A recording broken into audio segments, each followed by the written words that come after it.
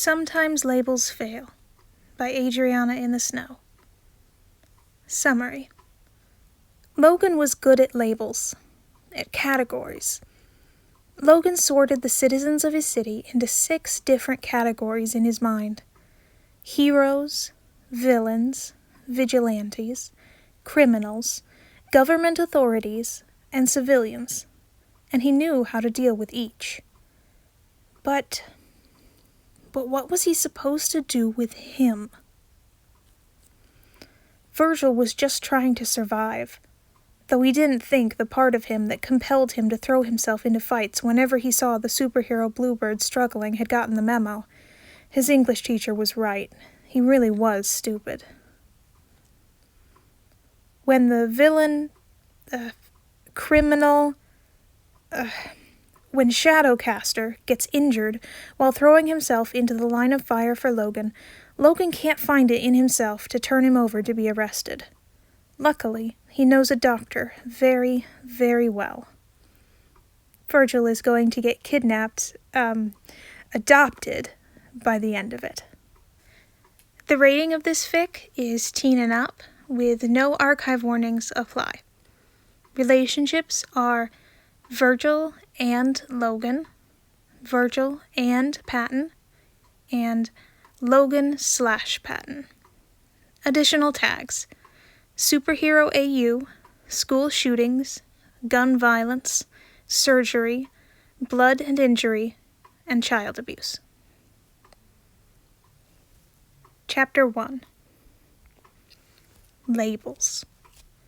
Logan was good at labels, at categories. He kept every aspect of his life organized, from possessions to documents to his own mind. Everything had a place.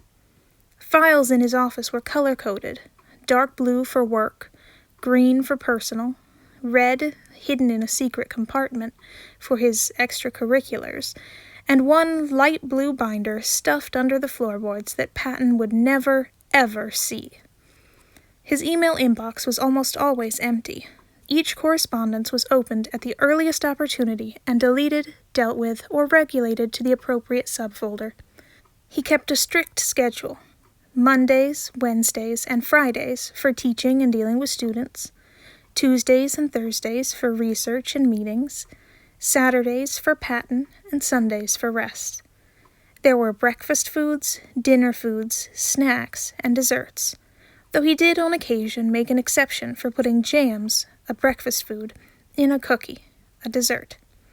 Patton had had to work to convince him of such a thing. People in his life were strangers, acquaintances, or Patton. Acquaintances having the subcategories of co-workers, students, and Patton's friends and family.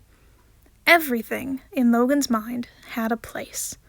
There was no room for an odds and ends drawer in his life, even if he had to practically follow Patton around the house some days to make it so.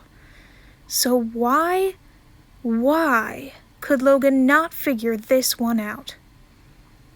Logan sorted the citizens of his city, of the world in fact, into 6 different categories in his mind: heroes, villains, vigilantes, criminals, government authorities, and civilians, and knew how to deal with each. Logan himself was a hero, complete with telekinesis, public support, and a mask that hid his identity. Bludgeon, the man he'd just discarded, unconscious and tied on the ground, was a villain, with all of the pomp and dramatics that came with the name, even if he didn't seem to have any powers other than impressive technology and a remarkable accuracy with guns. Guns. The woman who was rushing to collect the villain and the others buzzing around the scene were government authorities, namely police officers. The couple of teenagers that were currently being thwarted from taking advantage of the chaos to steal a television by said police officers were criminals, separated from villains as they had no long-term goals for societal upheaval or dramatics. They were simply opportunists. The young woman who bashed in knees and dumped gang members at the police station on Saturday nights was a vigilante, separated from criminals and villains by her intentions, and separated from heroes by her means. The old man who'd shot Logan that once was also a vigilante, despite Logan's distaste for him. The new, egotistical young man with super strength and a prince costume who'd started showing up to attempt to aid Logan was a blundering idiot. A hero. The chief of police, who'd gotten kidnapped last week and was still recovering in the hospital, was a government official. Patton said he was doing well, though he'd only seen him once after the surgery. Patton himself was a civilian, though no less important or skilled in Logan's eyes. The child who'd been told to run on strangled breath less than 2 minutes ago was a civilian, too. It was easy for Logan to take one look at people and put them into boxes. But what on earth was he supposed to do with the figure bleeding out before him now? Shadowcaster. When the man had first become known to the public, cloaked in shadows and silent in the night, he'd been branded as a criminal, and an effective one at that. His activities often aligned with this classification, robbing stores, banks, and once a museum. As more of his crimes came to light, the media had started hedging towards calling him a villain, especially with his powers. Then, he and the idiot prince had gotten into a pissing fight, which had ended in the destruction of some public property, which was honestly more of the hero's fault in Logan's opinion, but the media had leaned into it despite the lack of deaths or injuries by Shadowcaster's hand. To the contrary, there had been a rumor that he'd saved a couple from a crashed car once on his way back from robbing a bank, though that could have just been someone with a similar disguise. Logan had honestly not paid him much mind. Whether a criminal or a low-level villain, he'd been far too harmless to concern Logan. He had only a 1-page report in Logan's red files detailing his existence for quite some time. Then, the incident happened. An active shooter in a local high school. He'd killed every administrator in the front office before they could even send out an alert. The calls had started coming into 911 from panicked students' cell phones as the shooter worked his way meticulously through the school, spreading carnage and taking hostages. That was the first time Logan had ever come face-to-face with Shadowcaster. They hadn't questioned it, hadn't paused. Logan had been wrapped up in shadows, cool and not quite solid against his skin, hiding him from view and muffling his footsteps. Logan didn't think he'd have been able to sneak up on the shooter without them. Didn't know how many more bullets would have flown, how many more would be dead, how many more children would be dead. Even with the advantage, the shooter had managed to get off a few shots in the struggle, but he'd been blinded by shadows and only managed to graze 3 of the hostages. After that incident, the public opinion of Shadowcaster shifted bit by bit. He didn't stop committing crimes. In fact, he didn't really change his behavior at all. But reporters started looking harder. A few people saved here, a violent criminal stopped there. He helped Logan take down a villain a few times by clearing the area of civilians, so Logan wasn't distracted. He'd once talked down a boy whose powers had gone haywire when Logan couldn't get there in time. Vigilante? The people questioned, but that was wrong too. His crimes were selfish, not aimed to help the greater good. Yet, villain, even criminal, those tasted like ash in Logan's mouth. But what else was he? He was not a civilian, certainly, and he was definitely not sanctioned by the government. The only thing left was hero, yet he was not that either. He was not a beacon of good in a mask.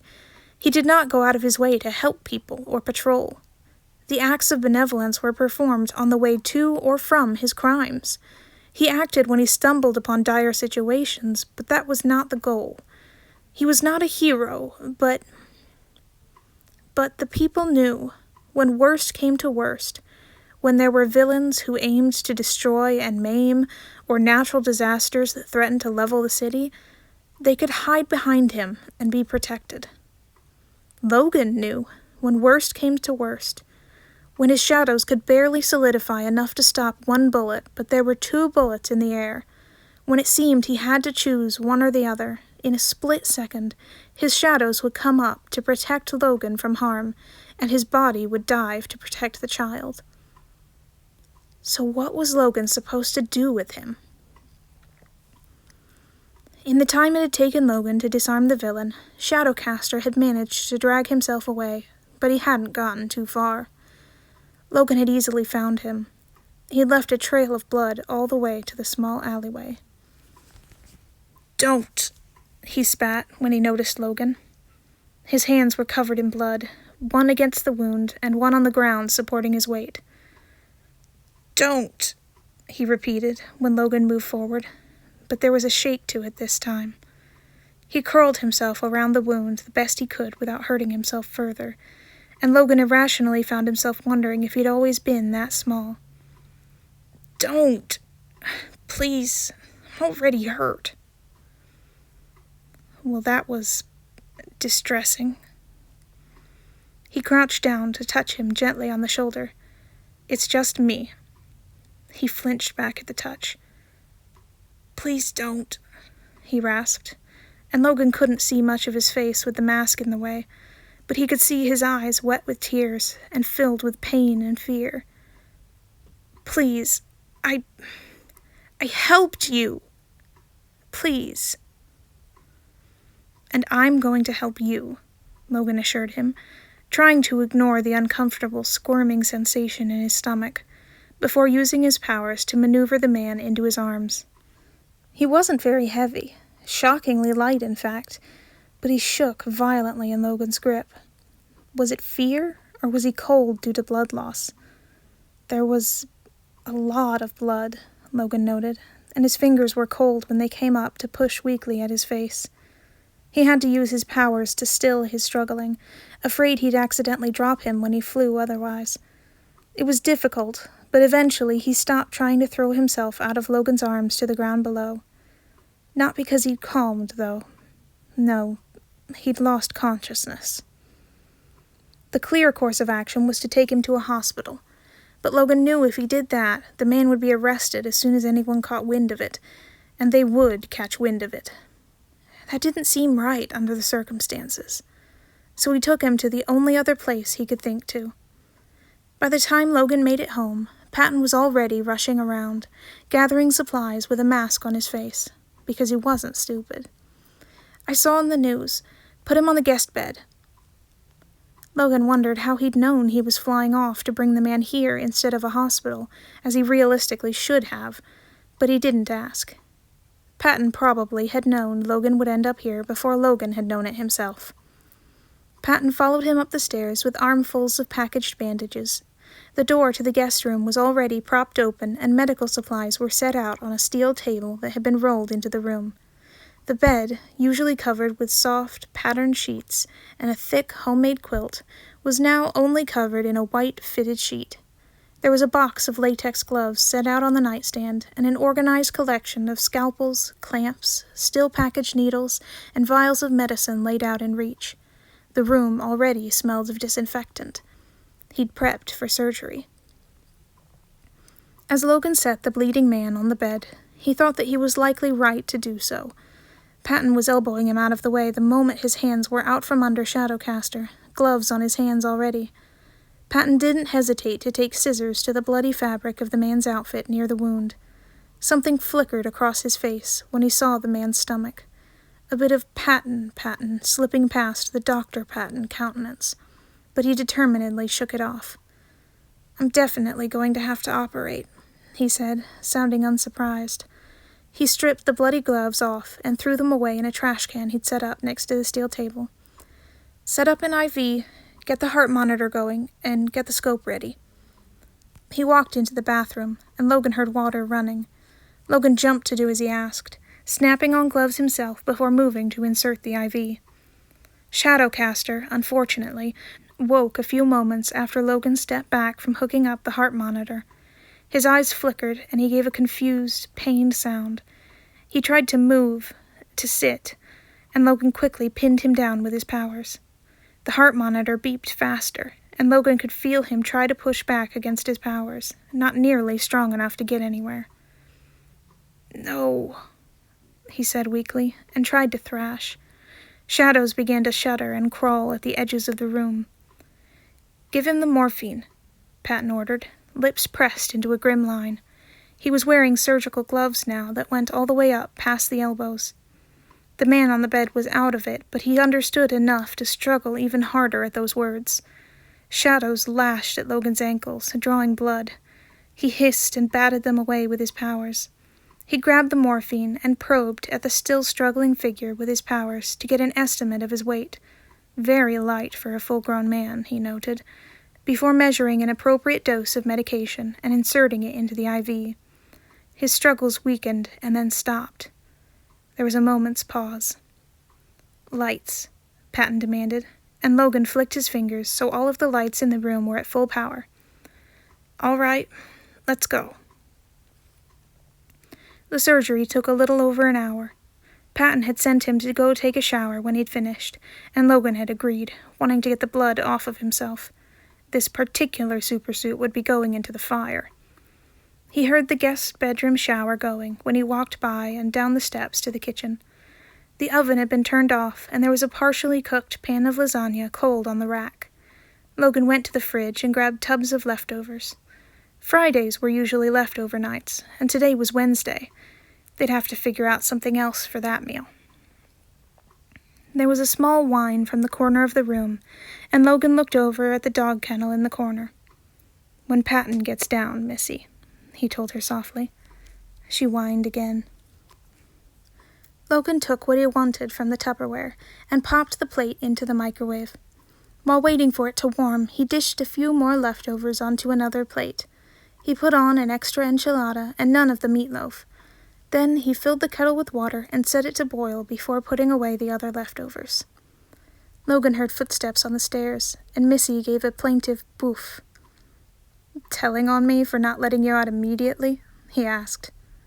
Patton chuckled as he entered the room. "Is Daddy being mean to you again, not letting you go jump on our guest's bed?" he cooed, walking over to unlock the kennel. Assumedly, that meant the guest room door was now shut. "I am not that thing's daddy," Logan groused. Patton picked the mutt up and gave it a kiss on the head. "You love her," he claimed. "I do not," Logan insisted. "Do too." He set the dog down, and it trotted away directly towards the steps, probably to go sniff at the guest bedroom door. "I tolerate its presence and feed it, that is all," Logan informed him. Patton hummed and walked over to lean against the counter next to him as he swapped out the plates in the microwave. "What about me?" he asked, and stole a green bean from Logan's plate. "Do you tolerate my presence and feed me too?" "To be fair, you feed me a majority of the time. At least 75% of my meals any given week," Logan told him, watching the thief's movements. "Ah, so you're the dog then." He popped the green bean in his mouth and immediately spit it out because it was too hot. Logan smirked. "That is what you get." Patton glowered at him and then shuffled forward to bump his forehead against Logan's shoulder. Logan raised his arm to allow him to cuddle into his side and wrap his arms around his waist. He clung hard for a few moments before his shoulders relaxed. Then he tilted his face up expectantly. Logan raised an eyebrow. "Sure you don't want to kiss the dog again first?" he asked. Patton pouted at him, and how was he supposed to resist that? He leaned forward to kiss him, turning slightly and letting his hand trail up his spine to the back of his neck. Logan pulled back when the microwave beeped, and Patton made an unhappy sound. "Food," Logan said. Patton sighed and drew back to claim his plate from the microwave and pick Logan's up from the counter. The kettle had turned off once the water boiled, and Logan poured hot water over tea bags in 2 cups.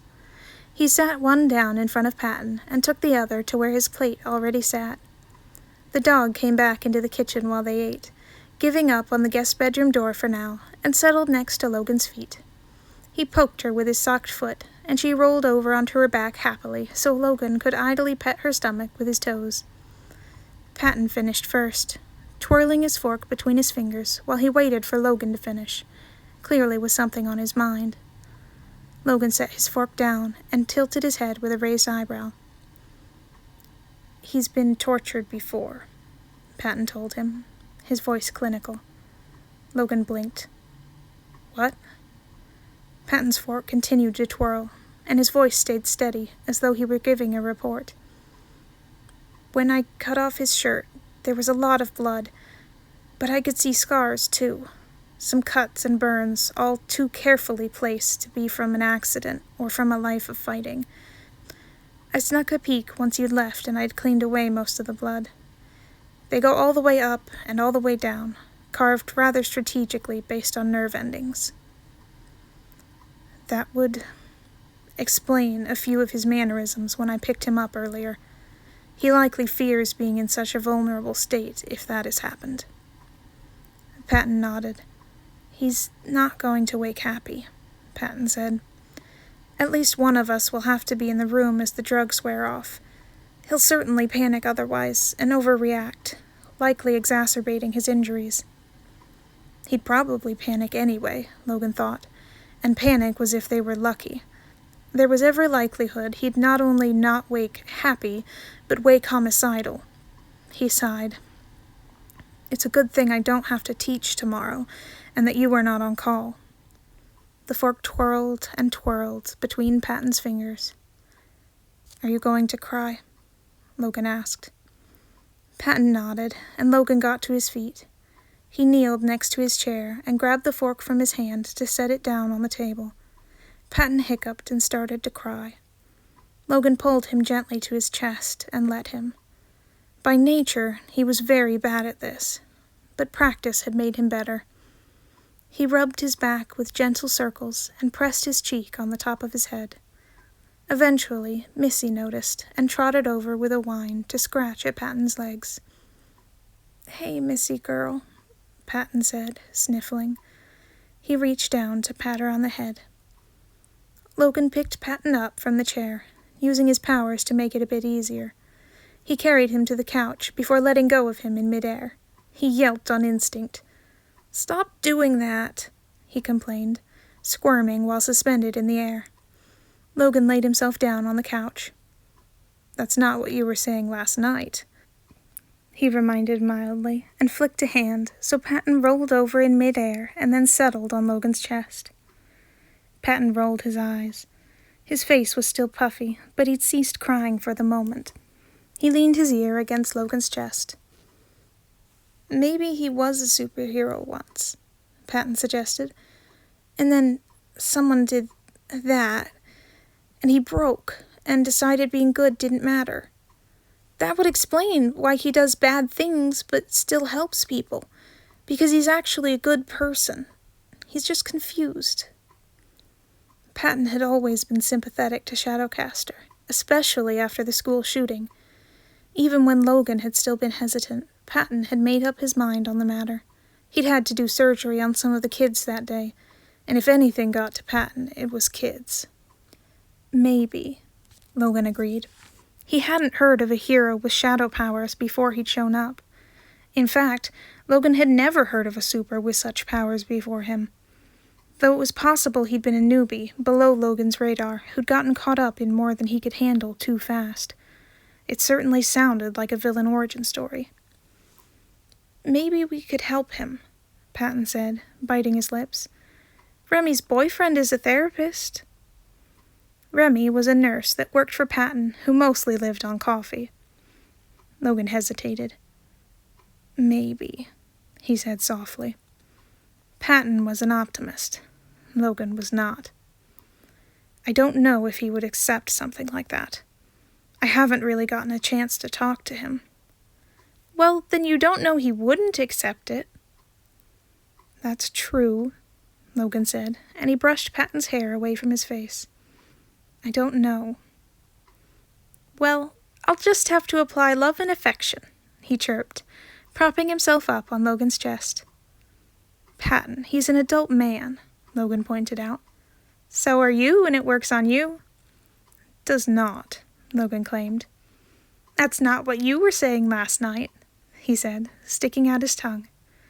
Then he leaned forward to peck him on the lips. We should probably go clean up the kitchen and get our masks back on.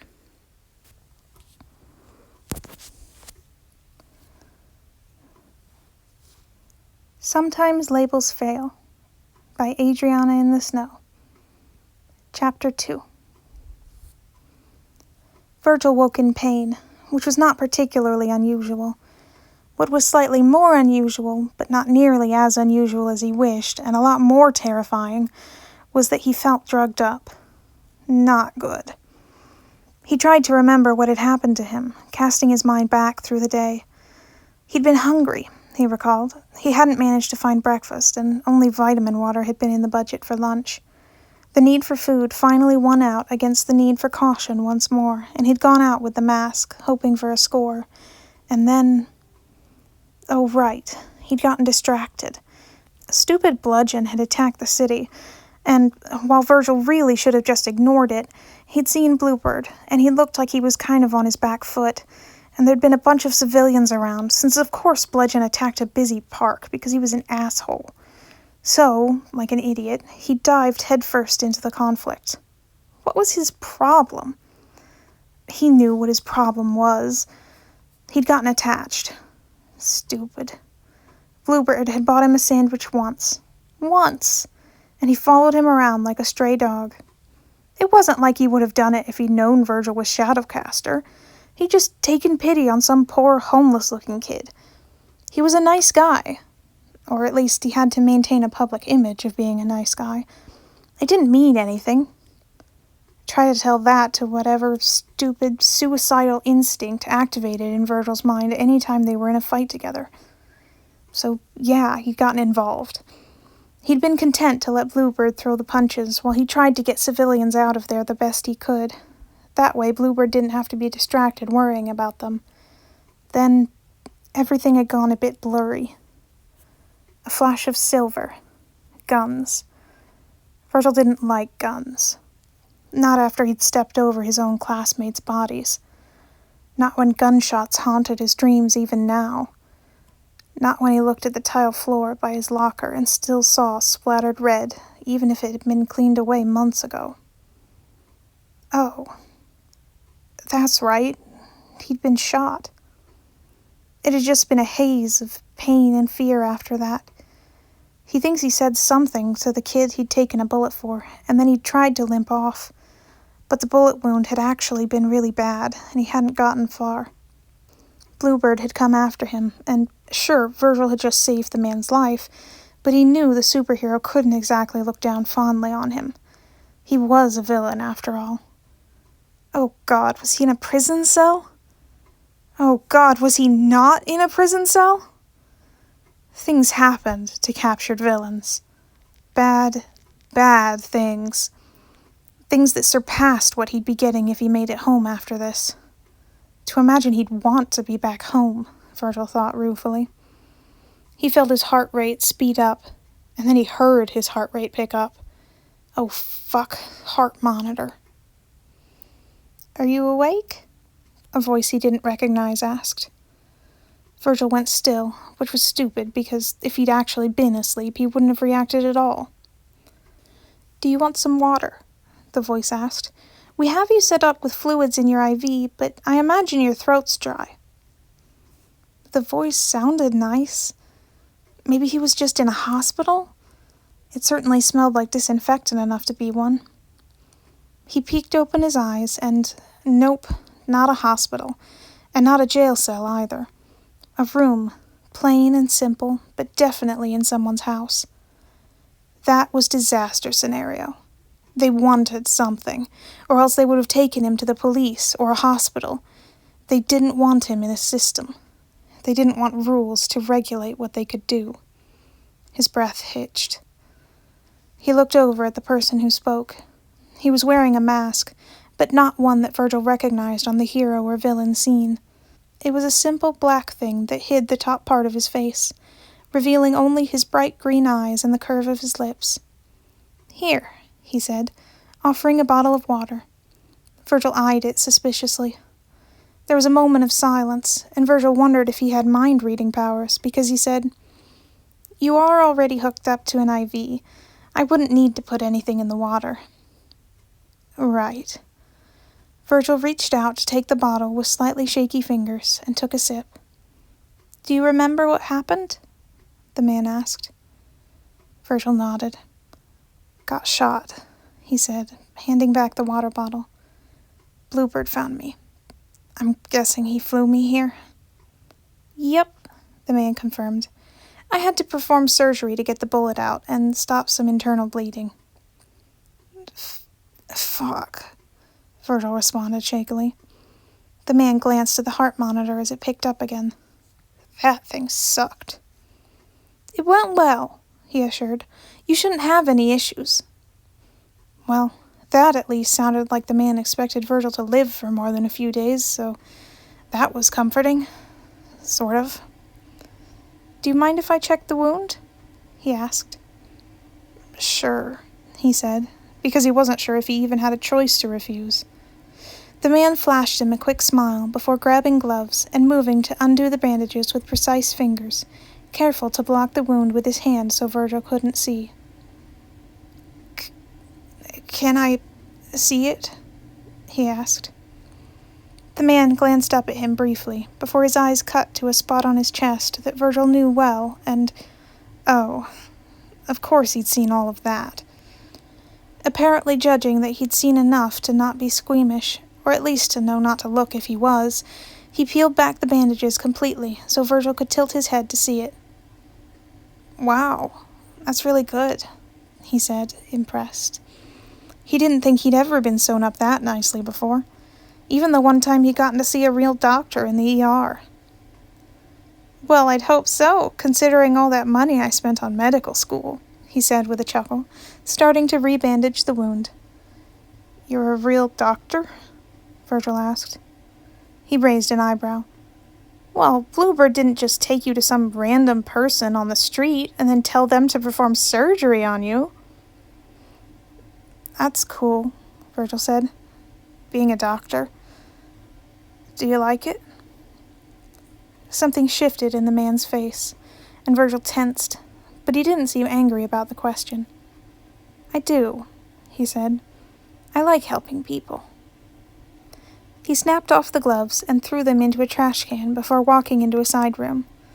Virgil followed him with his eyes as he washed his hands in the small bathroom sink.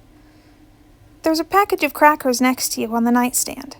Try eating if you're up to it. Virgil looked over. It didn't look particularly appetizing at the moment, even though he hadn't eaten in at least 24 hours. He picked it up anyway. His fingers were shaking and slimy from sweat, so he wasn't able to get a good enough grip on the plastic wrap, to his frustration. The doctor came back over, and Virgil froze, but he just took it from him and quickly tore it open with ease before handing it back. Virgil looked at him for a moment before taking one of the crackers and starting to nibble at it. I'll get you something more later, if that goes down okay. I started some soup a few hours ago. Virgil nodded and continued to nibble until one of the crackers was gone. He set the other one back on the nightstand for now. The doctor watched him with seemingly kind eyes, and he found himself relaxing slightly, despite himself, if only for the moment.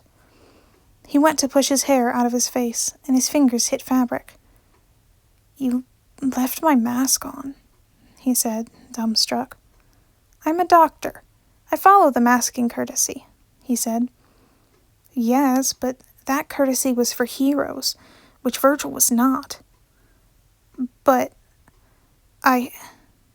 Again, Virgil thought he must be a mind reader, because he answered the question Virgil couldn't get out. You saved Bluebird, and a civilian's life, at risk to your own. That's more than enough for me to leave your mask on.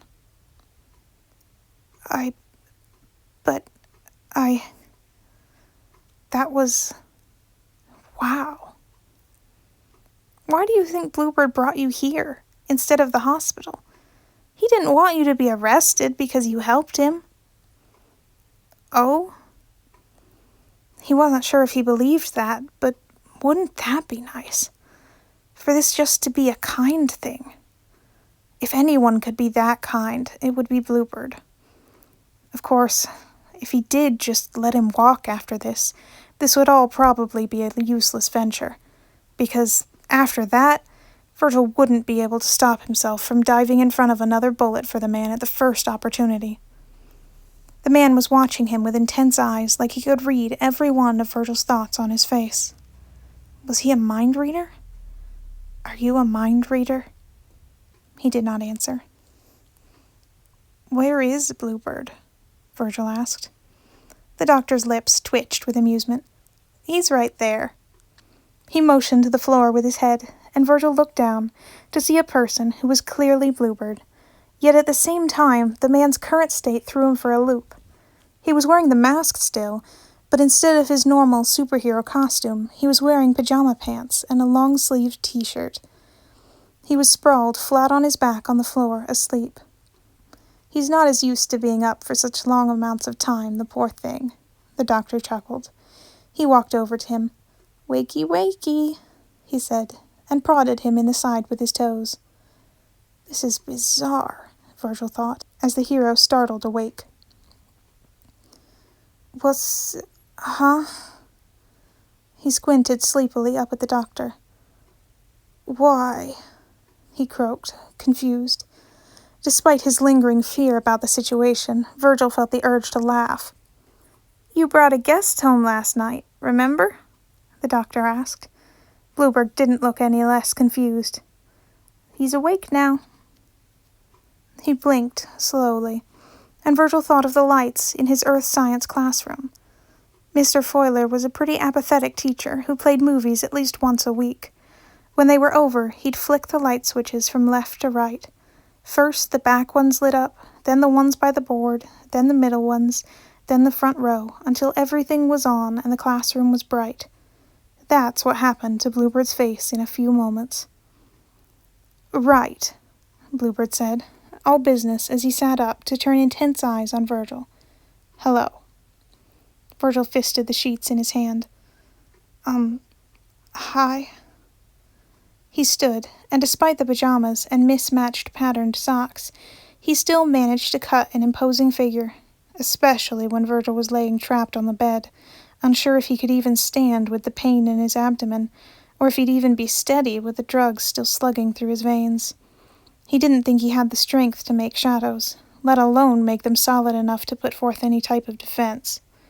Bluebird, on the other hand, could toss him like a rag doll with barely a thought.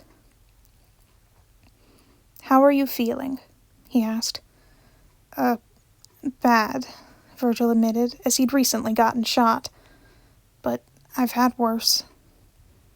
"I see." And Virgil really wished he could see the man's face at the moment, because his flat tone gave away very little. He sounded maybe a bit angry? The doctor had said he'd brought him here and gotten him stitched up in thanks for the whole not letting him get shot thing. But did the doctor even really know him? Maybe he'd lied to the man to get him to do what he wanted. Maybe he'd intended to be nice, but then Virgil pissed him off, and now that was out the window. Sure, he'd been unconscious the whole time, but Virgil really sucked, so he wouldn't put it past himself. A hand gripped his wrist, making him jerk his head up to see the doctor's concerned eyes. "Right. Stupid heart monitor." "So, am I your prisoner now?" he blurted. "Because if you want information, I don't really have any about anyone but me. And if you want information about me, you can just take off my mask and do a Google search or two. But I've never talked to any other villains or anything, so I wouldn't know anything about them. Well, I did talk to the salamander once, but he's already in prison, so I don't think you need information on him. And it wasn't even like a real conversation. You know, I was stealing from an ATM, and he was like, 'Do you want to work for me?' And I punched him in the face because he was a creep. So I really don't know his secret identity or anyone's secret identity except for mine. But like I said, you..." "Hey." A hand touched his shoulder, and he snapped his mouth closed with a flinch. "You need to breathe," the doctor said. His eyes were kind, and after the initial knee-jerk reaction, Virgil realized the touch was pretty nice. Gentle, but firm. Grounding. "Can you breathe for me?" Virgil sucked in a breath. "There you go," the doctor said, and the hand on his shoulder patted him a couple of times. Virgil dared to glance at Bluebird. From what he could see of his face, he seemed completely lost. Like Virgil in math class. He didn't look like he was mad enough to punch Virgil in the face, at the very least, despite the doubtlessly incomprehensible ramble he'd just spouted. Virgil saw the doctor move his head in a sharp motion out of the corner of his eye. Bluebird's eyes flashed to him for a moment, and then back to Virgil. "You are not a prisoner," he said. "Though for medical reasons I suggest you not leave yet. However, Once you have healed enough, you are free to go." He seemed to be telling the truth. It would make sense that he was telling the truth, with all Virgil knew about him. He was a pretty stand-up guy. He was Bluebird, the quintessential superhero, well trusted by the public since before Virgil was even born. He was a beacon of kindness, a symbol. He was a good guy. But, so were a lot of adults. Didn't usually work out well for Virgil. He had bought Virgil that sandwich, though. "You are not a stray dog." "Yeah, but food, though." "Okay," he replied softly. "Okay?" Bluebird questioned, and yeah, that was definitely confusion. The doctor coughed. Bluebird said, "Okay," and shot him 2 thumbs up. Virgil snorted out a surprised laugh and then ducked his head, trying to hide his face with his hair in embarrassment, despite the fact that he was still wearing a mask. Bluebird was a dork. Who would have known? "Yes, he is always like that," the doctor offered, giving him one last tap on the shoulder before drawing away. "Like what?" Bluebird asked. "Adorable," the doctor responded, reaching up to pinch his cheek playfully as he walked towards the door. Bluebird batted at him, but he was already gone. "I'm going to check on the soup," he called from the hallway. Bluebird turned to Virgil, looking, well, not as nervous as Virgil himself was, but he was a close second. "Do you have any needs I could provide for?" he asked. "Or perhaps questions I could answer? This is my house, if you would like to know." Virgil bit his lip. "Is that what you were saying? Is that real, or was it just for the doctor's benefit? 'Cause he seems like he couldn't really stomach stuff, and you don't want to upset him." "If you are asking me if I plan to torture you for information you don't have, or for information you do have for that matter, then the answer is no," he said, his awkwardness gone and replaced with that firm intensity Virgil was used to seeing, both on the news and in person. "Okay," Virgil said again. "Cool. Thanks." "Okay. Cool. Thanks," Bluebird echoed, seeming to chew on the words. Virgil shrugged at him, which seemed to confuse him even more. They were silent for a while. "So," the man said, with a cough, "you like to rob banks?" Virgil stared at him for a moment. He didn't look accusing or anything.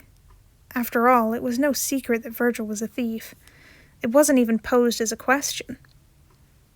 "I wouldn't say I like it. I'm good at it, but it's not really what I want to do with my life." "Ah," he said, "I like space." "Oh my God, are you trying to discuss interests with me?" He bristled. "That is what acquaintances do, is it not?" "Wow." Virgil leaned back down to stare at the ceiling. "I would take another bullet for you."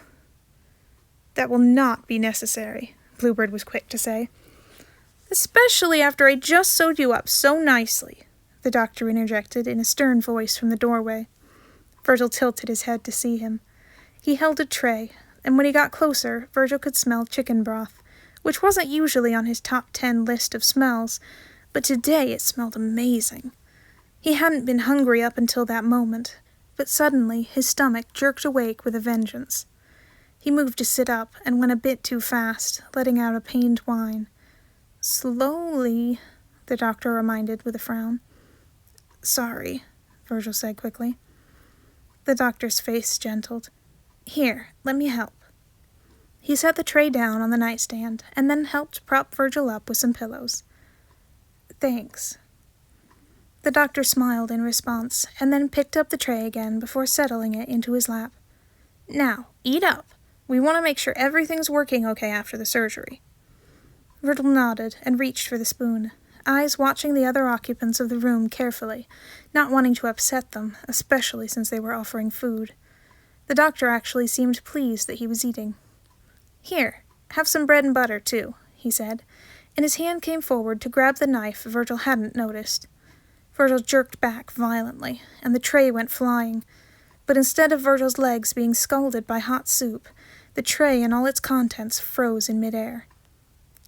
"Sorry," Virgil choked out, tears building up in his eyes.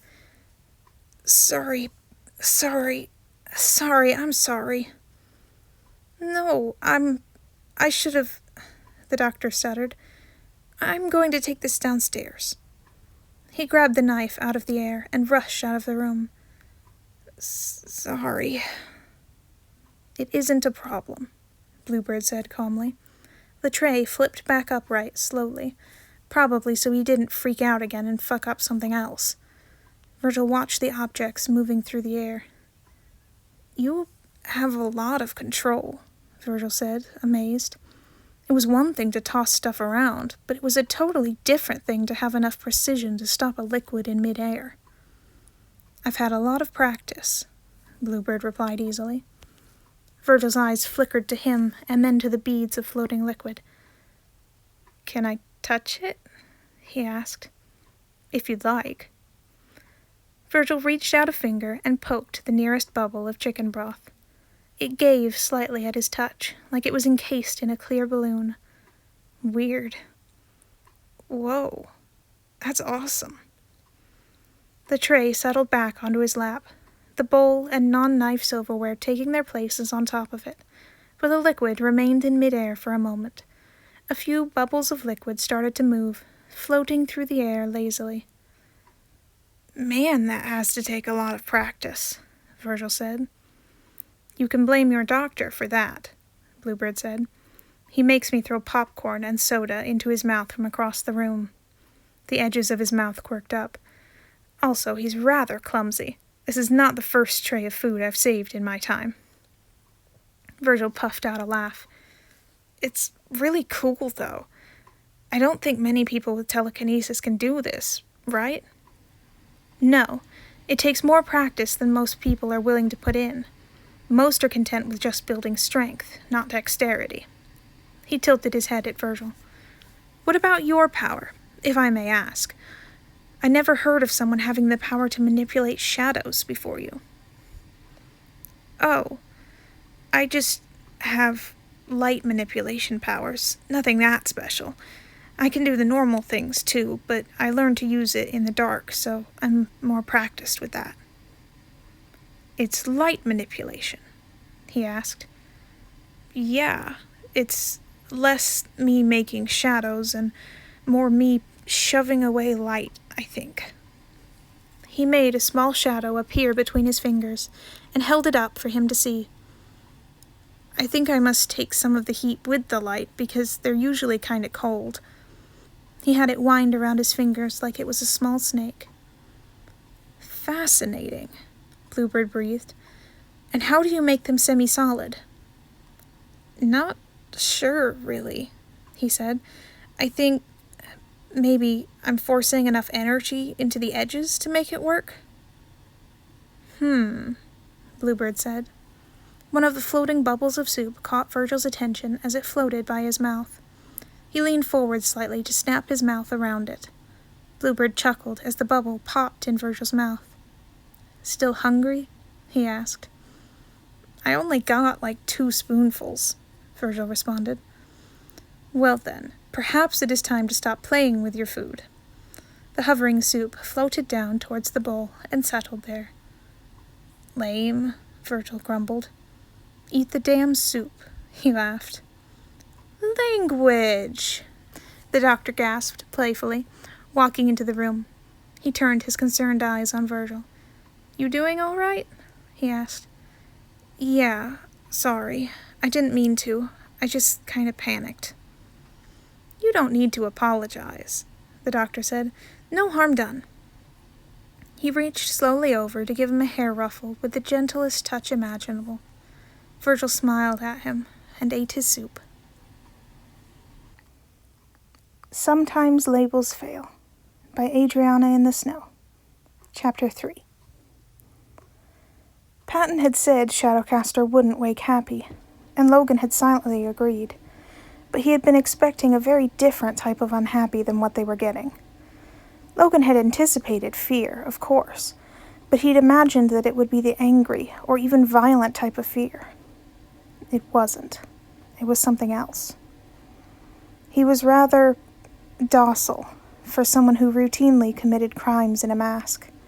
He never looked like he might go on the offense. Logan imagined he wouldn't, even if they did try to hurt him. He was always twitchy, shrinking away and startling when they acted too quickly or too loudly. He watched their hands with careful eyes and had trouble making eye contact. He'd recoiled when Patton touched a butter knife.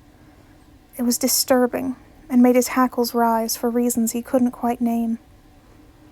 Logan watched him closely throughout the day. Patton gave him a pair of loose pants and a hoodie to replace the bloody and torn outfit he'd come in with. It completely swamped his smaller frame. He liked to try and hide in it, pulling his hands in and tucking his chin under the neckline until he was just a dark gray blob. He had a tendency to curl around his wound protectively, as though scared it would be taken advantage of, despite the fact that Patton had stitched it up with his own hand. He looked so small like that. Yet, despite his fear, there was a softness to him, too. He responded well to Patton, which, to be fair, it was Patton, but still. He'd gone so far as to chuckle at a few of Patton's ridiculous jokes, even if his eyes flickered to Logan as though to make sure he wasn't in trouble for doing so. Patton lit up every time. He'd already been ready to befriend him before he'd woken up. Then he'd woken, frightened and soft-spoken, and any caution Patton had with regards to him was quickly thrown away as his dad-friend mode activated at hyperspeed. There was nothing for it now. Not that Logan was particularly worried. Shadowcaster had proven himself trustworthy before now enough, at least, for Logan to bring him here, and just a few conversations with him had something stirring in Logan. He looked at Logan in a certain way. Maybe not trustingly, but like he wanted to trust him. He smiled when Logan did something for him, or offered him something. The curious way he'd looked at the soup floating in midair reminded him of his favorite students. The way he'd leaned forward and snatched a bit of liquid out of the air was something Patton insisted on doing on the regular, and left him with a fond feeling in his chest. He watched with that same burn of fondness as Shadowcaster peeked his face out of his hoodie bundle to watch Patton intently. The apply love and affection plot was fully in motion, and Logan thought it may actually work if given enough time. Patton had begun his story a few steps away from the bed. He was regaling him with a story about Remy, not using his name, of course, post-appendicitis. The man had managed to somehow bribe or blackmail 3 separate coworkers to smuggle him Starbucks coffee before he'd been cleared to eat by his doctor. Patton had been forced to repeatedly intervene as the coffee schemes got more and more complex and underhanded. While Patton had been speaking, he'd edged his way closer to Shadowcaster like he was a startled stray animal and the story was a piece of ham. By now, he'd managed to sit on the edge of the bed without his target startling. His hand snuck out as Logan watched to softly touch him on the calf, his mouth never pausing. Shadowcaster definitely noticed, but he didn't seem alarmed, and he didn't draw away. He just glanced at the hand and back up, maybe a bit suspicious, but far more confused than uncomfortable. Logan watched the interaction curiously. How did Patton do these things? It was like magic. I eventually brought him coffee myself, once he was cleared by his doctor, but I don't think he has ever completely forgiven me. He hasn't, Logan commented, as quietly as possible to still be heard, not wanting to break whatever spell Patton had cast and cause the man to launch himself directly onto the ceiling like a startled cat. Patton looked over to glare at him with a playful glint in his eyes. "Do you two get together to talk about me?" he asked. "Only on Tuesdays," he replied. "We exchanged notes." Patton chuckled and patted the man's leg before withdrawing the touch completely and standing. "Well," he said, "I think it's about time for supper. Any requests? Traditional post-surgery food is ice cream." "For tonsillitis, doctor," Logan chided, rolling his eyes. Patton didn't acknowledge him, just wiggled his eyebrows at the man on the bed, but he did not laugh, as Patton had probably been aiming for. Instead, he stilled. "Dinner?" he asked. "Wait, how long have I been here?" "Around 18 hours. It's slightly past 6 p.m. now," Logan answered. Shadowcaster sucked in a panicked breath, eyes widening. He made to sit up completely, swinging his legs over the side of the bed, not seeming to notice the pain he had to be in at the sudden movement. Patton took a startled step forward to block his way so he wouldn't stand. Logan noticed the shadows at the end of the room shudder a bit at his upset. Oh God, I miss school. Hey, my foster dad is going to kill me." Then his mouth clicked closed, and his eyes widened as he realized that in tripping over himself to not reveal a name, he'd accidentally revealed other, perhaps more pertinent, information about himself. "Your what?" Patton asked. He'd straightened like someone had pulled a string attached to the top of his head, poised and still like a dog on point. He turned suddenly intense eyes on Shadowcaster. "How old are you?" Shadowcaster shrunk back into the bed, eyes wide, and more terrified than they'd been when he was bleeding from a gunshot wound. And so many things made more sense now. The strange vulnerability instead of the expected angry defensiveness, the smaller frame and lighter weight, the different speech patterns, the childlike curiosity, the fact that he'd somehow ended up in the middle of a school shooting during the day, despite the fact that all of Shadowcaster's activities took place exclusively during the night, before and after the incident. "That's why you showed up at the school," Logan said. "You attend the high school." "Oh my God," Patton whispered. "Oh my God, how old are you?" The boy, the actual, literal child, apparently, shook his head in response, and Logan didn't want to think about why he seemed to be more afraid of them hurting him now that they knew he was a child than he had been before. Tears were streaming down his face, and he was trembling in terror. Patton, of course, being an empathetic crier, started tearing up too. Oh no, now they were both distraught. What was Logan supposed to do about this? Think logically. He threw a hand toward the bathroom door, and a roll of toilet paper flew into his waiting palm.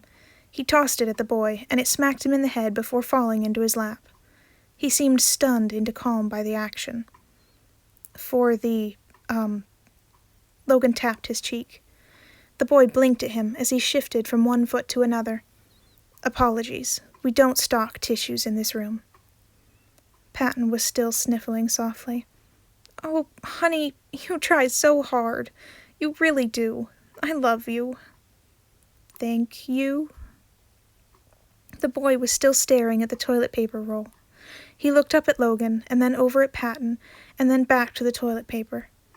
Then he started to cry again. Well, that didn't work. Luckily, Patton seemed to know what to do from here. He sat next to him on the bed and plucked the toilet paper from his hands. He tore off a couple of sheets to wipe at his cheeks with a gentle hand, then shushed him, and, in spite of Shadowcaster's clear fear towards them, managed to coax the boy forward so he was leaning his head against Patton's chest. "It's okay," Patton soothed. "You're okay. Hush now." He rubbed a couple of calming circles into his back and pressed his cheek against the top of his head. He side-eyed Logan meaningfully. Logan took a cautious step toward them, and Patton flashed him a hint of a smile. Okay, that is what Patton wanted from him. He took a couple more steps toward the bed and sat carefully on the bed next to them, opposite the boy from Patton.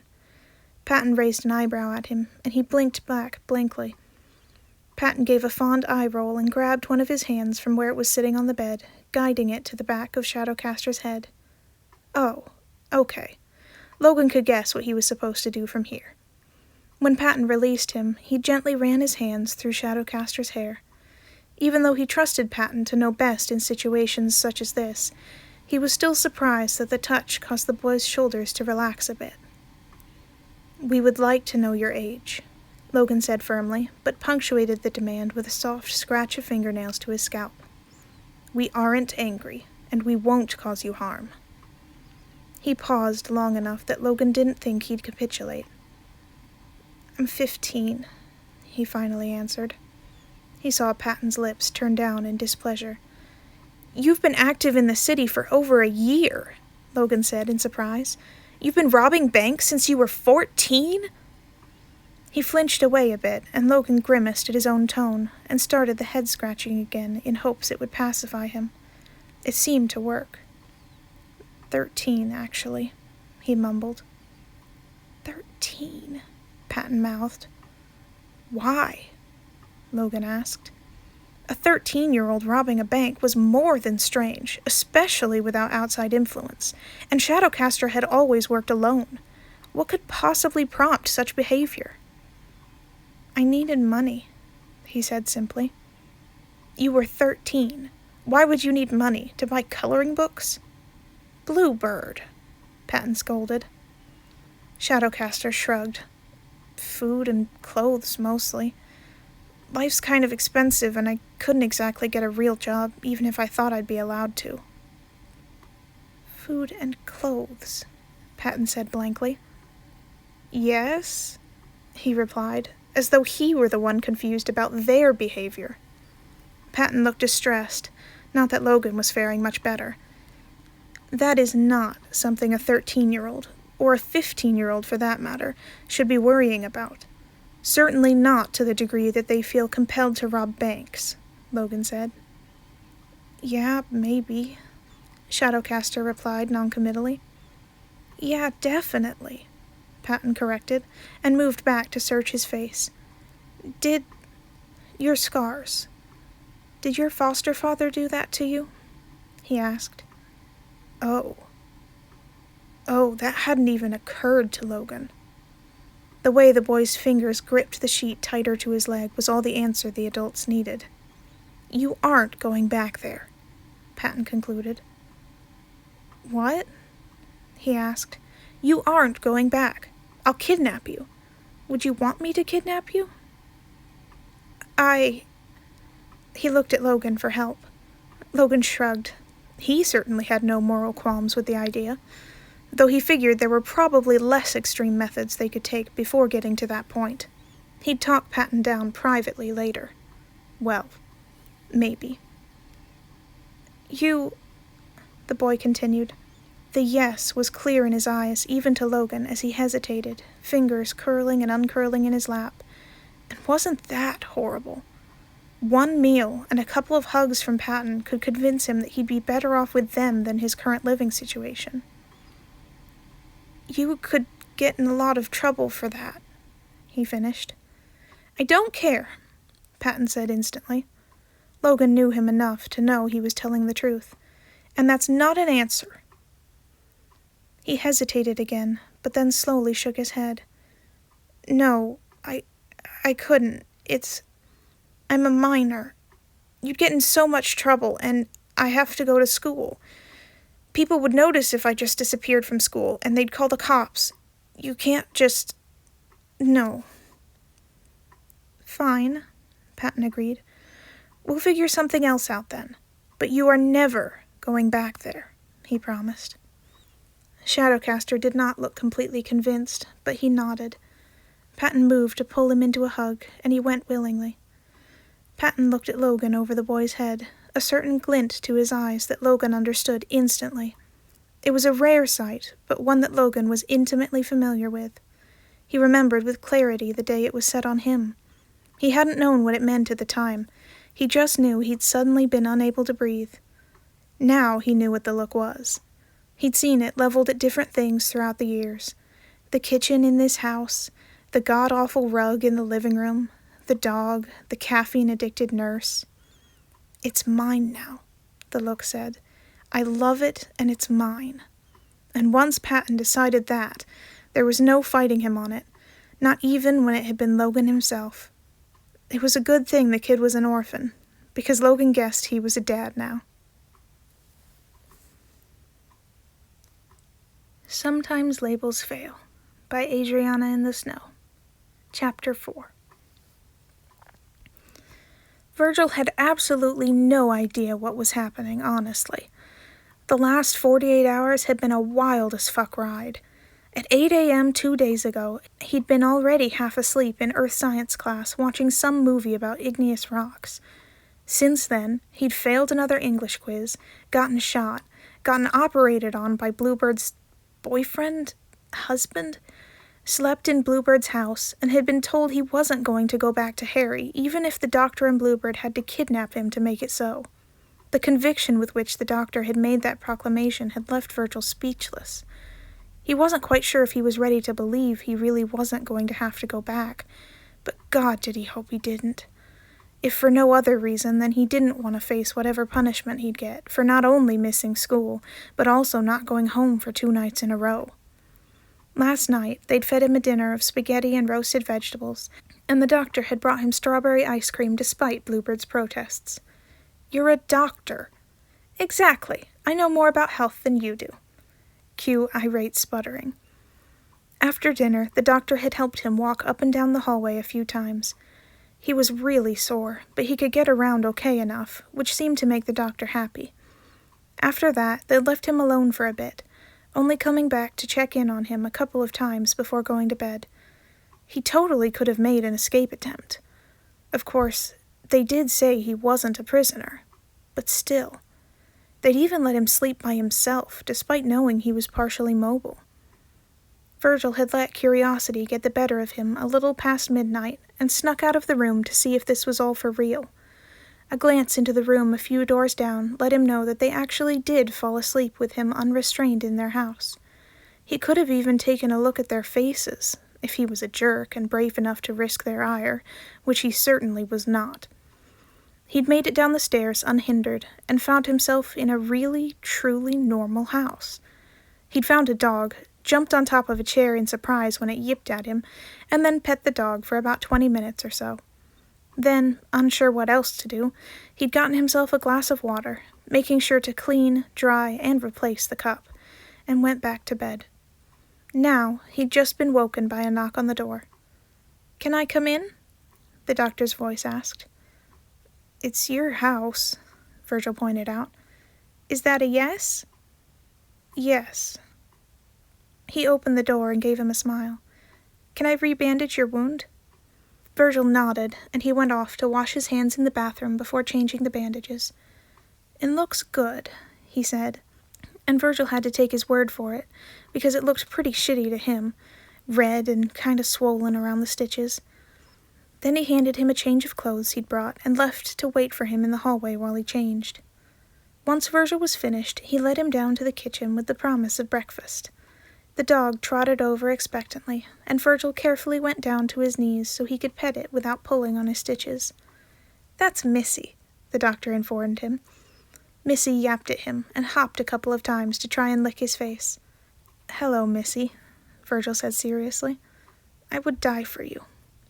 He jumped a bit when a hand ruffled his hair, but it was gone after a moment as the doctor walked over to where Bluebird was cooking. His hand got smacked with a rubber spatula as he reached towards a plate of bacon, but it didn't deter him as he snatched a piece away. "That's for the omelets," Bluebird scolded as the doctor danced away. He tore the strip of bacon in half and offered one piece to Virgil. Virgil took it, surprised, and had to push Missy away as she lunged, quickly stuffing it into his mouth. "Thanks," he said, once he'd swallowed. He gave the disappointed pup another pat, which seemed to placate her, before carefully maneuvering his feet back up under him, and slowly standing back up. The doctor had moved to grab cups from a cabinet. "What do you want to drink?" he asked. "Pineapple juice, milk, water, tea?" He would have said water, but Bluebird mumbled, "Please consume the godforsaken juice," under his breath. The doctor reached over to smack him on the arm. "What's wrong with the juice?" Virgil asked. "Nothing," the doctor told him. "There was just a sale at Costco." "Who needs a dozen gallons of pineapple juice?" Bluebird asked. The doctor frowned at him. "It was a good deal." "I'll, take the juice," Virgil said. "Please." The doctor smiled at him and poured them each a glass of juice.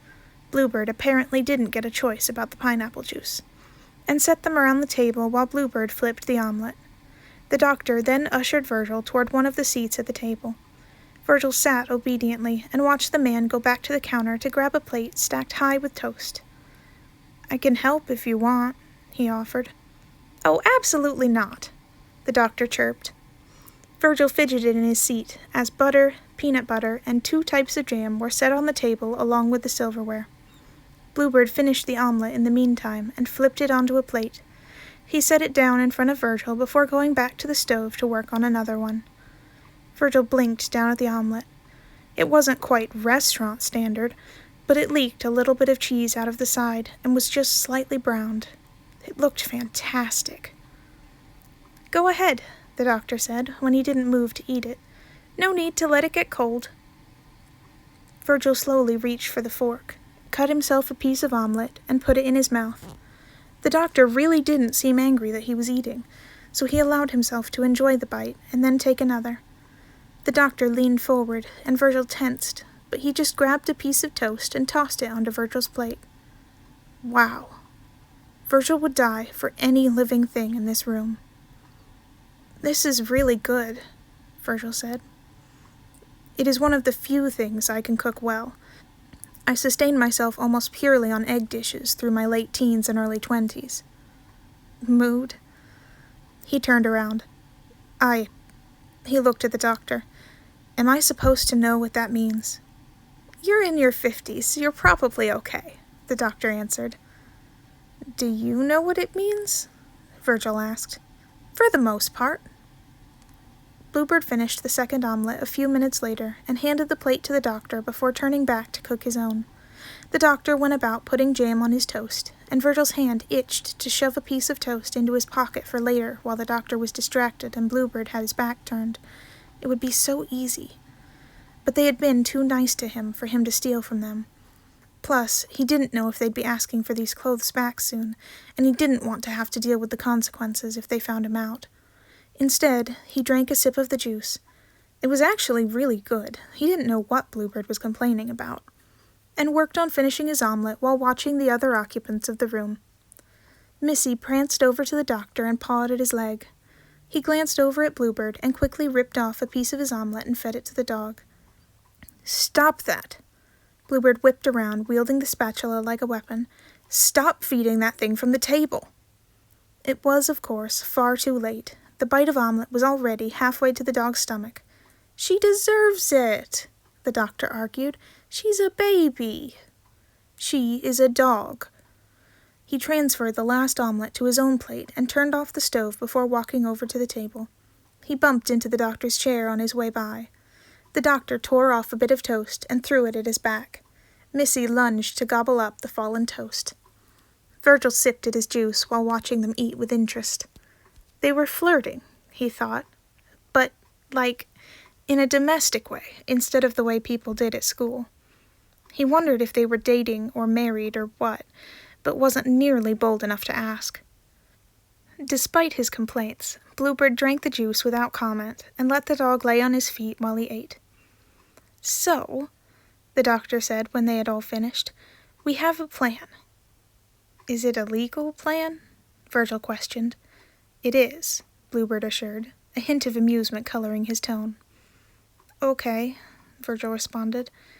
I'm listening then. You will likely be uncomfortable with parts of the plan, Bluebird informed him. But hear us out, because we promise we'll be careful about everything. That sounded suspicious. Okay. The general idea is, we have a medical professional document your scars and turn them over to the police, thereby triggering a criminal investigation and intervention from social services. And you think that'll work? Virgil asked, trying to not sound quite as dubious as he was. That wasn't a plan. That was expecting the system to do its job, which it had already proven itself incapable of doing. Maybe they should just throw a penny in a toilet and make a wish while they flushed it. When faced with evidence and your testimony, the appropriate authorities will have no choice but to take action, Bluebird replied, confident. Tell that to my freshman English teacher, Virgil grumbled. A hand reached over the table to cover his. If it doesn't work, the doctor said, we'll just kidnap you and come up with another plan. But you aren't going back there, over my dead body.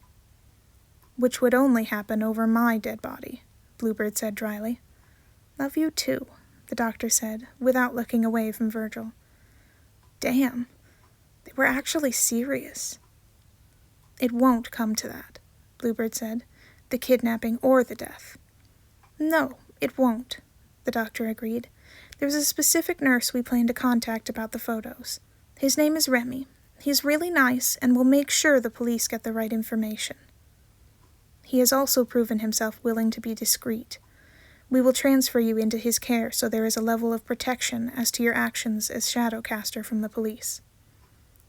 Of course, the doctor interjected, that will mean you're going to have to take off the mask before we meet up with him, kiddo. And to the two of us, your secret identity is going to be shot.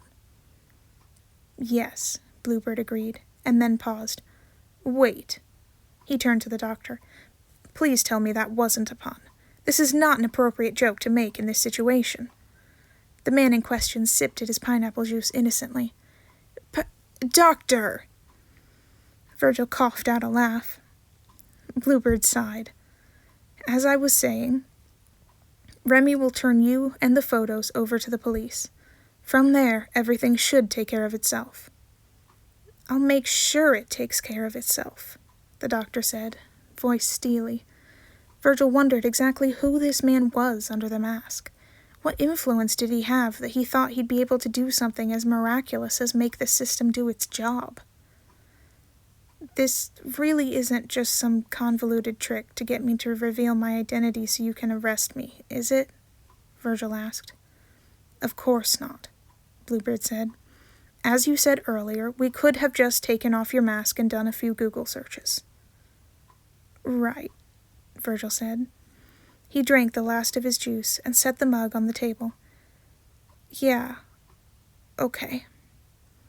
Despite the fact that it felt rather silly, his hands still shook as he reached up to take the mask off his face. My name is Virgil.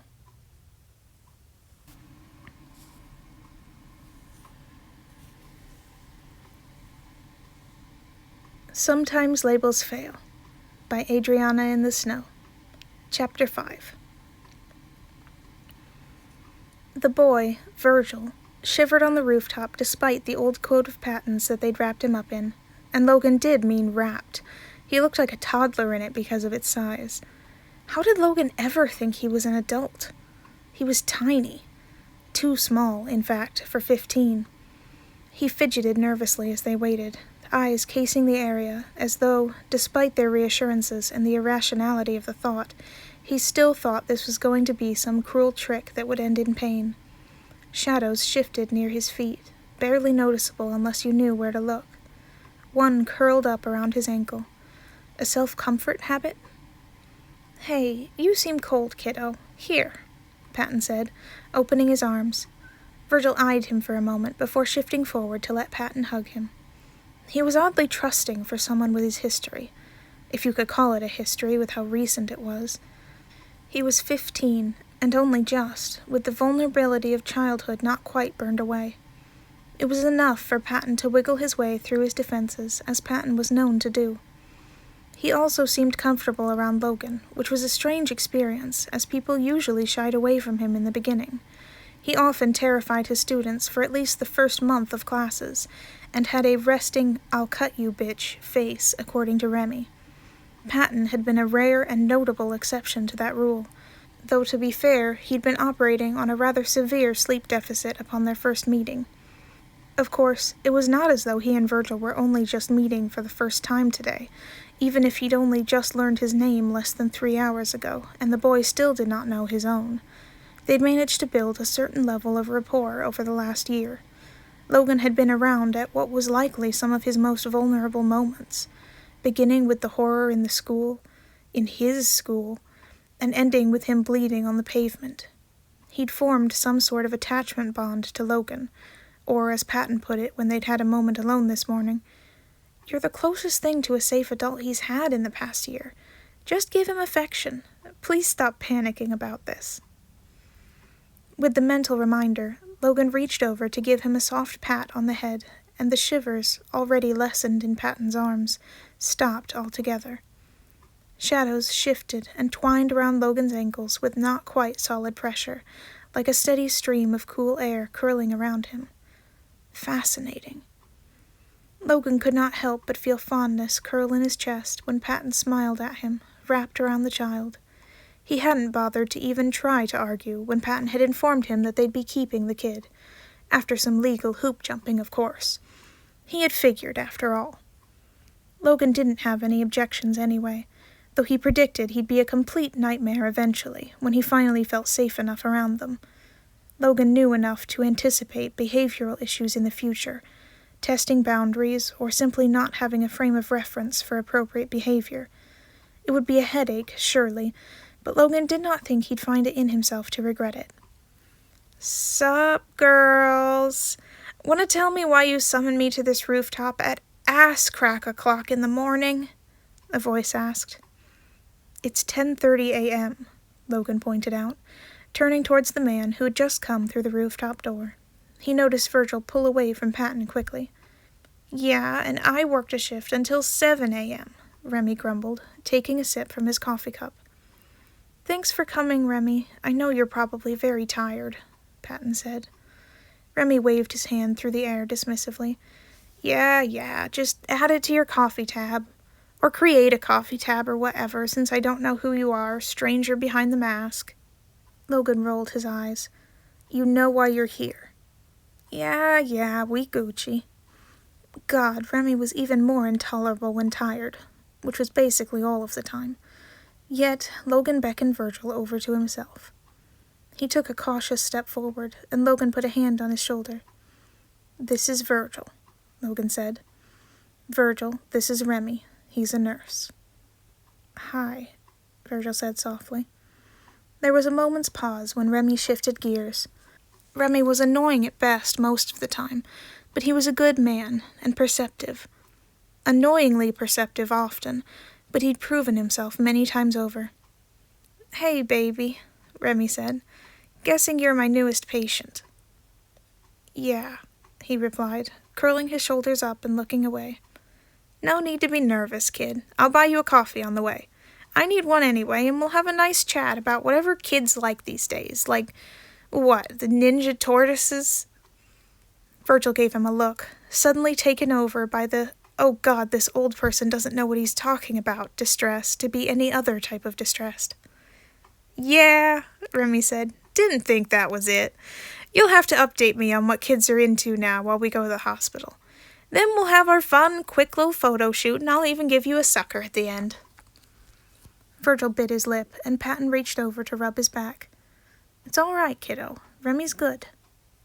"Annoying," Logan couldn't help but contribute, "but good." Yeah, Mr. Stick-in-the-Mud, Remy said. Virgil smiled a bit, the traitor, and Remy winked at him and offered a hand. "Come on, babe." Patton gave him a light push, and he walked forward to Remy. Remy put a careful hand around his shoulder. "He has a fresh gunshot wound to his abdomen," Logan said. "I expect it won't make it into the photos." "A gunshot wound, huh?" Remy said, eyes locking with Logan's for a brief moment before scanning his new charge up and down with perceptive eyes. "I see." Then he shot Logan an annoying half-smile. "Don't worry, babes. I stitch, I don't snitch." "Remy," Logan said firmly. Remy's face smoothed out. "I know you don't know me," he said. "It isn't like we have Tuesday coffee dates at least twice a month or anything, but you know you can trust me." Logan pursed his lips, but nodded. "All right, kid," Remy said. "Time to go. The coffee in this hospital's not the best, but they have this thing called the Remy Special I'm gonna get you. It's 3 pumps of dark chocolate, 2 of white chocolate, and 5 of caramel. 6 espresso shots blended with ice and topped with double whipped cream and milk chocolate sauce. You won't need to sleep for days." "Don't you dare give him that," Patton warned, his voice dark enough to make even Logan shudder. "Or what?" Remy asked, unconcerned. "It's not like you're my boss." Patton gave him a very unimpressed look, and Virgil giggled a bit, despite not knowing what the joke was. Remy gave him a soft smile and tugged him toward the door. "Time to go, baby." Virgil looked back at them briefly. "Thanks," he said quietly, before he let himself be led into the stairwell. Logan turned to Patton with an intentionally blank expression. This is the first and last time we are letting Remy babysit.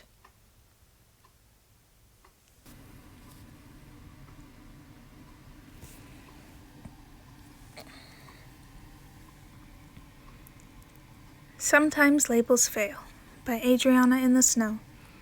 Chapter 6. For the next 3 days, Virgil was a human hot potato.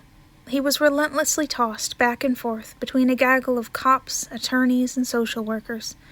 He wasn't sure what strings Bluebird and the doctor had tugged on, but they were certainly effective, because not only was he being taken out of that house, but criminal charges were being thrown at Harry like they were eggs and he was the local high school principal's car on Halloween.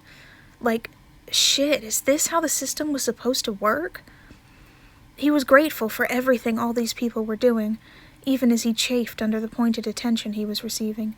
But he was utterly exhausted by this point, and sore from the bullet wounds none of them knew about, and he really wanted to collapse into a bed. Any bed. Instead, he had to settle on leaning his head on the table in front of him and taking long, slow blinks that may or may not have constituted mini power naps. "Virgil," a voice said, and he just about jumped out of his chair. He looked up at the social worker, Bev, he was pretty sure. "Logan Sanders is here." Virgil squinted at her. "Your temporary foster father?" she prompted, inclining her head slightly at the man next to her. Oh, right. That had been a conversation they'd had. Emergency fostering while the investigation was taking place. 2 guys, something about the university nearby. He'd zoned out pretty hard. He hopped to his feet in a panic, because no one wanted to deal with a kid who was too lazy to even peel his butt off a chair to greet them, even if they only had to deal with him temporarily. "Hello, sir. It's nice to meet you." "Likewise," he responded, his lips turning up at the corners enough to soften the harshness of his face. "And Logan will suffice." He offered a hand, and Virgil shook it. After a brief conversation between Logan and the social worker that Virgil mostly tuned out, he was turned over to the man's custody and led to a parking garage. He was ushered into the front seat of a nice, but not too flashy car. "I'll buy us lunch on the way," he told Virgil once he'd started the car. "Any preferences?" "No, thank you," Virgil replied. "You don't have to." "Well, I'm going to," he said. "Anything is fine." "All right." He pulled out from the parking garage, and they drove for a bit more than 5 minutes before they pulled into a small parking lot of some place called The Hideout. "They have a drive-through, but would you mind going inside so you can see the menu?" he asked. "Sure." Despite feeling like he could collapse from exhaustion at any second, when they walked into the cafe, he was glad he agreed, because the place smelled amazing, like roasted coffee and really good bread. Something about the place made him want to relax, even though there were people around. Maybe the soft lights or the elevator music in the background. Maybe it was just that none of the people there even glanced at them when they walked in, just kept their heads stuck in laptops, books, or notebooks, like there was an unwritten rule to mind their own business in the building. The man at the till looked at them when they approached. "Hello, Professor," he greeted. Virgil paused. Oh, that's why the social worker had been talking about the university. Oh God, if he was a professor, he wasn't going to be happy with Virgil's D average, was he? Virgil's shoulders curled in. He wasn't looking forward to that conversation. And whatever Virgil would like. Logan had finished ordering while Virgil was lost in thought. He hadn't even glanced at the menu yet. Do you have any suggestions?" he asked Logan. He hummed, thankfully not seeming angry that Virgil couldn't perform the basic task of ordering off a menu. "Do you prefer turkey or roast beef?" he asked. "Turkey," Virgil replied. Logan turned back to the cashier. "Then make that 2 of the turkey," he said. The cashier's eyes were bopping curiously between Logan and Virgil, but he didn't ask any questions. Virgil shrunk into his hoodie anyway. "Would you like some coffee or tea?" Logan asked him. "I would kill a man for a cup of coffee," slipped out before Virgil could stop it. Logan chuckled at him. "All right," he said. "How do you take it?" And if he was going to give him positive reinforcement for being a little shit, as black as my soul. "I see," he said, turning back to the cashier. "You heard him. 1 glass of milk." "Hey!" The cashier bit his lip, and Logan flashed a half-smile. "I really do drink black coffee," Virgil mumbled. "Then 2 black coffees. Cancel the milk." The cashier told them the total, and gee, that was a lot of money for someone to pay for lunch for him. But Logan didn't even blink as he handed over a 20 and a 5. "You get chips with the sandwich," Logan told him, and spun a dolly with chips to grab a bag of salt and vinegar ones. Virgil grabbed a bag of plain ones and then followed him to a nice, secluded corner. "Patton and I come here often," Logan explained, setting out the little number so someone could find them with their food. Virgil figured he had probably been told who Patton was one of the times he'd been asleep with his eyes open the past couple of days. His husband? Virgil wondered. He had a ring on, and he knew he was staying with 2 men, so it was likely. "It's within walking distance of the hospital and the campus, but is far enough away from the university that I don't get interrupted by students who see me and want to ask questions that are already answered on the syllabus." "Do you enjoy being a professor?" he asked. "I do. It's quite a rewarding career path between getting to teach and being able to research." "You do research?" "Yes. Mostly I'm working on using stochastic differential equations to model certain physical phenomena at the moment." "That sounds—" he paused. "Hard." "It can be. I always liked math and science, but I'm not really good at it." He said.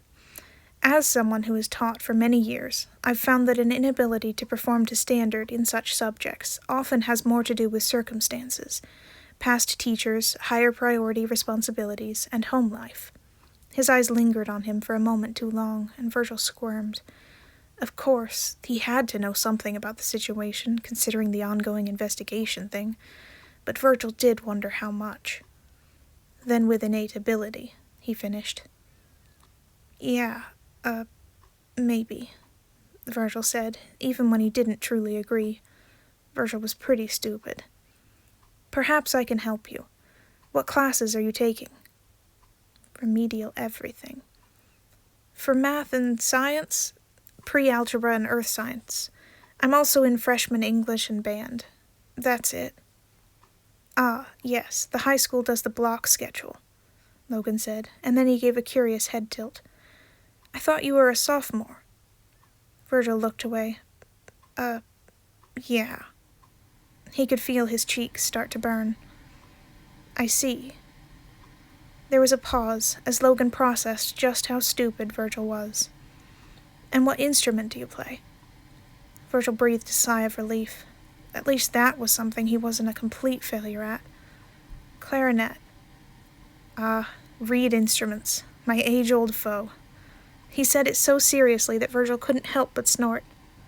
"Lost a few battles with them?" "Have you ever attempted to play the oboe?" He spat the name like it was a curse. "I have, in fact," Virgil laughed, and Logan smiled at him in an oddly warm way. An employee came over with their food then. They continued talking while they ate, though Logan talked a lot more since Virgil was preoccupied with shoving the sandwich down his throat, almost definitely looking like a rabid animal. It was a really good sandwich. He slipped the bag of chips into his hoodie pocket for later and drank the coffee while Logan went about actually chewing his food. The caffeine helped a bit, but he certainly didn't feel completely awake when they walked back to the car. Logan didn't seem to mind when Virgil just set his head against the window and mentally drifted during the car ride. Eventually, they pulled into a driveway, and Virgil sat up to blink at the house at the end of it. Then he blinked again. "Did I," he said slowly, "just get legally kidnapped?" "Ah," Logan said, "that would be an astute observation." "Huh. Is that all right?" he asked. Virgil turned to see him watching him carefully. "Patton can be rather, exuberant." "I mean, this might as well happen." He was far too tired to deal with figuring out how he felt about this. He remembered he'd really, really wanted it for a moment before he quashed those feelings, after the doctor, Patton he presumed, had first suggested it. He didn't know how he felt about it now that it was actually happening, and didn't have the energy to deal with it. "I can take you back," Logan offered quietly, and an uncomfortable, squirmy feeling in his chest cut through the dullness for a moment at the thought. "At any point, if you are uncomfortable with the arrangement." "I'm fine," he said quickly. "This is, like, a lot, and I'm really tired.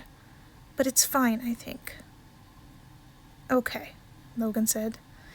"Can I please sleep for a bit, though?" he asked. Logan's eyes softened. "Of course. Patton prepared your room for you in the last few days. We'll get a few other things for it later." "I would take a sleeping bag in the basement at this point." Logan briefly pressed his hand to Virgil's shoulder before he got out of the car. Wow, Virgil thought, his shoulder still warm from the touch. There was, of course, no assurance that this would actually be an ultimately good thing, he reminded himself. But wow. And that's the end of Sometimes Labels Fail by Adriana in the Snow.